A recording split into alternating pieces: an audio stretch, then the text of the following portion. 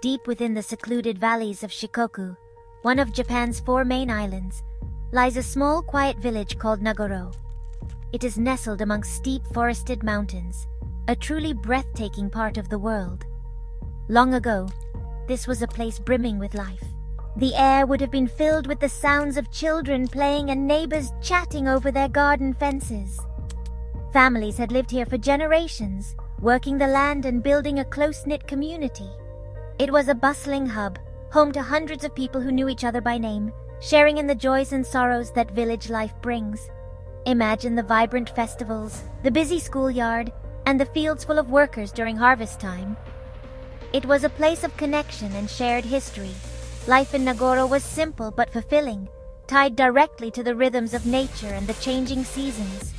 Most people were farmers, tending to their crops on terraced fields carved into the mountainsides. Others found work in forestry or at the nearby dam construction project, which brought a period of prosperity to the area. The local school was the heart of the village, its classrooms full of eager young faces, each one representing the future of this little mountain settlement. It was a self-sufficient world, where everyone played their part, and the bonds between families were incredibly strong.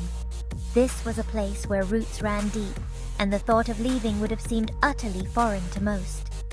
The days were long and filled with hard work, but they were also rewarded with a profound sense of belonging. Evenings were for gathering, sharing stories and enjoying the peace of the valley. The elderly would pass down traditions to the young, ensuring that the culture of Nagoro would continue for many years to come. The landscape itself felt like part of the community. The river provided fish, the forest provided wood, and the soil provided sustenance. Every corner of the valley held a memory, a story of a person or a family who had contributed to the rich tapestry of village life. It was a picture of rural Japan at its most idyllic and enduring. However, this vibrant picture was destined to change in ways no one could have predicted. The very things that made Nagoro special, its isolation and its reliance on traditional industries, would soon become its greatest challenges. The world outside the valley was modernizing at a rapid pace, and the pull of the cities began to grow stronger with each passing year. The seeds of a great change were being sown, a quiet transformation that would eventually leave Nagoro almost unrecognizable from the bustling place it once was. The laughter that once echoed through the valley would slowly begin to fade into a profound and lasting silence. As Japan's economy boomed in the decades after the Second World War, a great shift began to occur. The allure of the big cities, with their promise of better jobs, higher education, and a more modern lifestyle, became irresistible for the younger generation. One by one, the young people of Nagoro packed their bags and left their ancestral homes behind.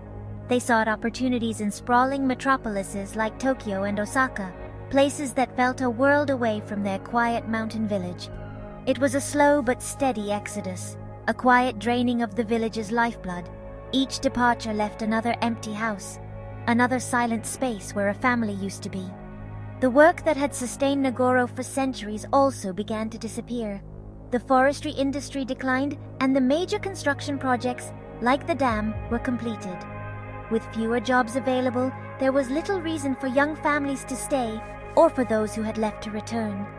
The village's population began to shrink dramatically. The once busy school saw its number of pupils dwindle until, eventually, there were no children left to teach. The day the school closed its doors for good was a heartbreaking moment for the remaining residents. It was a clear and painful sign that their community was fading away, its future looking increasingly bleak and empty. The village grew older and quieter with each passing year. The vibrant community of families was replaced by a small aging population. The sounds of children's laughter were replaced by the whisper of the wind through empty houses and overgrown gardens. Bus services became less frequent, and the local shops struggled to stay open. Nagoro, like so many other rural villages across Japan, was facing the profound challenge of depopulation. It was a slow, silent decline, a hollowing out of a place that had once been so full of energy and hope. The remaining residents watched as their world became smaller and their neighbors fewer. The change was stark and deeply felt. Where there had once been a lively community of over 300 people, the number of residents dropped to just a few dozen. Most of them were pensioners, the last guardians of the village's memories. The fields that were once carefully tended became overgrown with weeds, and many houses fell into disrepair, their wooden frames slowly surrendering to nature. The village was becoming a ghost of its former self, a place haunted not by spirits, but by the powerful and ever-present sense of absence. It seemed that Nagoro was destined to be forgotten, another casualty of Japan's changing demographics. Into this quiet and shrinking world, a woman named Tsukimi Ayano returned. She had grown up in Nagoro, but like so many others, had moved away to the city of Osaka as a young adult. After many years, she came back to her childhood home to care for her elderly father. When she arrived, she was struck by the profound emptiness of the place she remembered as being so full of life. The silence was deafening, and the absence of her old friends and neighbors was a constant sorrowful reminder of all that had been lost. The village was no longer the place she held in her memory. It was a shadow of its former self. One day, while working in her garden, she decided to make a scarecrow to protect her seeds from the birds. But she didn't make just any old scarecrow. Thinking of her father, she crafted it in his likeness, dressing it in his old clothes. It was a simple, practical act, but it sparked an extraordinary idea. Looking at the scarecrow, she felt a flicker of life, a presence in the quiet field. It made her think of all the other people who were no longer there. She began to wonder if she could somehow bring back a sense of the community she missed so dearly, to populate the empty spaces with reminders of the past. This first scarecrow was the beginning of a remarkable project. Ayano started to create more figures, each one a life-sized doll made to represent a former resident of Nagoro.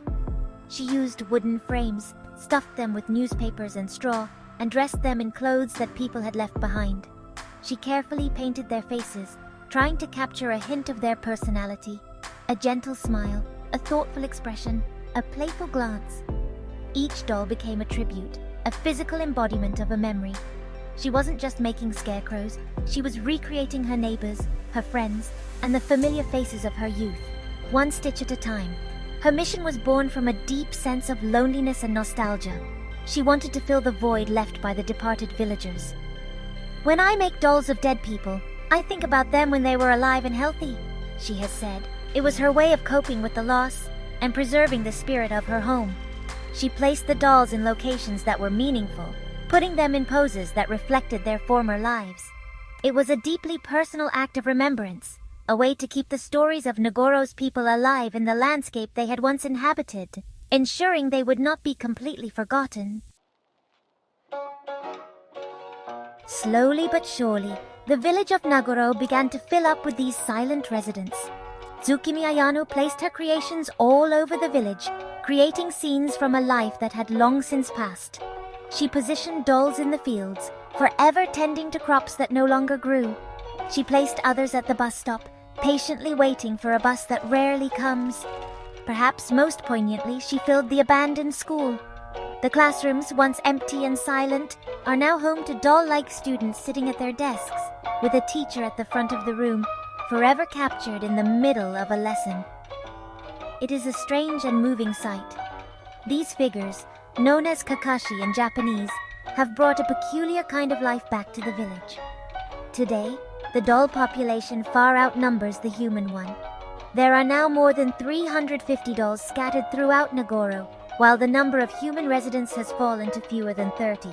Walking through the village is a surreal experience. You might see a group of dolls chatting on a bench, a fisherman eternally waiting for a catch by the river, or a family of scarecrows relaxing on their porch. Each doll tells a story, turning the entire village into a living museum of memory and loss. What started as a personal project to combat loneliness has turned Nagoro into an unlikely tourist destination. People from all over Japan and indeed the world now make the journey deep into the mountains of Shikoku to see this village of dolls. They come to witness this unique and slightly eerie art installation, to take photographs, and to meet Ayano herself. The dolls have given the village a new purpose, drawing attention to the wider issue of rural depopulation in Japan. It has become a powerful symbol of the challenges faced by countless small communities across the country as they struggle to survive, Ultimately, Nagoro is a testament to the power of memory and the resilience of the human spirit.